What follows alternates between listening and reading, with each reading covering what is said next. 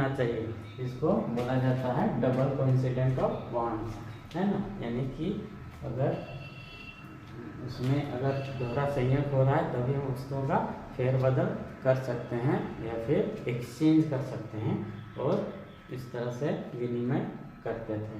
तो सिंपल शब्दों में अगर हम देखें तो इसमें क्या होता है, वस्तु के बदले वस्तु होता है, यानी कि हम अपना वस्तु देंगे कोई, तो वो भी एक अपना वस्तु देगा, और इस तरह से विनिमय होता था। ठीक है, तो आगे हम लिखते हैं कि इसकी कठिनाइयाँ क्या क्या हो सकती हैं, या फिर कठिनाइयाँ देखते हैं कि इसकी कठिनाइयाँ क्या क्या थी। जैसे कि देखिए, पहला क्या है कि आवश्यकताओं के दोहरे संयोग का अभाव, यानी कि वही जैसे कि क्या बताएं, जो आवश्यकता होती थी इसके दोहरे संयोग, है ना। चूँकि ऐसा जरूरी नहीं होता है कि हमको जो चाहिए वो नेक्स्ट पर्सन को चाहिए ही चाहिए, तो उसमें क्या संयोग मिलना चाहिए, तभी वस्तुओं का अदला बदली या एक वस्तु के बदले दूसरे वस्तु का आदान प्रदान होता था। ठीक है, तो क्या था कि इसमें क्या था, दोहरे संयोग का अभाव था।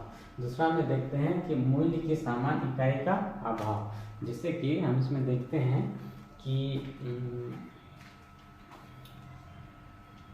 कोई चीज़ हम अपने वस्तु के बदले दूसरे वस्तु ले रहे हैं, तो उसका जो इकाई है वो फिक्स नहीं था, है ना, वो एक अभाव था। जैसे कि हम अभी पिछले एग्जाम्पल में क्या देखें, एक भेड़ था और 2 अनाज के बोरे थे, तो यहाँ पे कोई परफेक्ट इकाई नहीं था कि हम कितना भेड़ देंगे तो हमको कितना अनाज की बोरियाँ मिलेंगी, या फिर कितनी अनाज की बोरियाँ देंगे तो कितनी भेड़ें मिलेंगी, है ना। तो उसमें इकाई का भी अभाव था।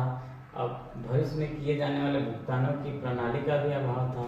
जैसे कि अगर हम भविष्य में हमको कुछ खरीदना है तो कैसे खरीद सकते हैं, मान लीजिए कि मेरे पास क्या है, वो चावल है, तो चावल क्या होता है, एक समय के बाद नष्ट हो जाता है ना। तो हम उसको भविष्य के लिए बचा के नहीं रख सकते हैं, यानी कि भविष्य में अगर हमको किसी चीज़ का ज़रूरत होगा और किसी को चावल का ज़रूरत होगा, तो अगर हम उसे बदलना चाहेंगे तो चूँकि क्या होगा, चावल नष्ट होने वाली चीज़ है, तो ये ज़्यादा दिन तक नहीं रहती हैं और क्या हो जाती है, खराब हो जाती है। और इसी वजह से इसमें क्या होता है कि ये जो प्रणाली है, इसमें भुगतान की, भविष्य में किए जाने वाले भुगतान की प्रणाली का अभाव होता है।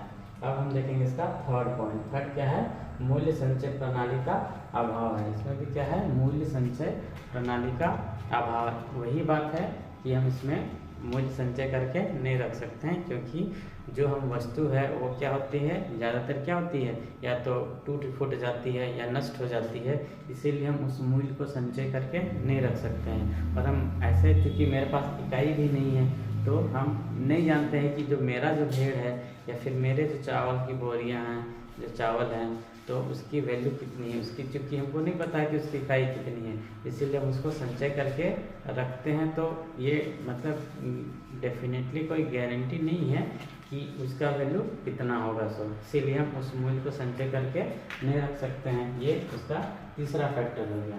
ठीक है, अब हम लोग देखते हैं कि फंक्शन ऑफ मनी, यानी कि मनी के काम, ये मनी के कार्य, मनी क्या क्या काम करता है। तो बेसिकली क्या होता है कि जो मुद्रा होती है उसको 2 भागों में बांटा गया है। पहला है primary function and the second is the secondary function. Primary function यानी कि प्राथमिक कार्य, और दूसरा है गौण कार्य। ठीक है, प्राथमिक अथवा मुख्य कार्य यानी कि प्राइमरी फंक्शन।